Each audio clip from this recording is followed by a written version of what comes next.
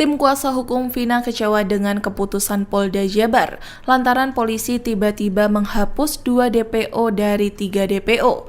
Kini yang ditangkap hanyalah Peggy Setiawan, sedangkan 2 DPO lainnya bernama Dani dan Andi dihapus. Dikutip dari Kompas.com, polisi mengatakan berdasarkan hasil penyidikan nama Dani dan Andi sebenarnya tidak pernah ada, sehingga tersangka atau DPO bukan 3 melainkan hanya 1 orang.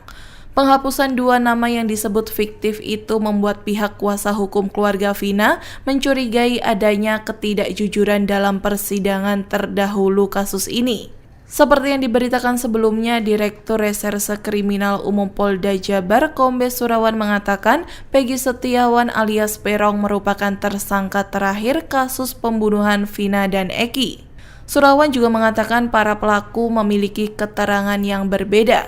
Ada yang menyebut pelaku 11, ada juga yang menyebut pelaku adalah 13 orang. Sementara Peggy yang dihadirkan saat konferensi pers membantah membunuh Vina dan Eki. Dia menyebut tuduhan polisi adalah fitnah.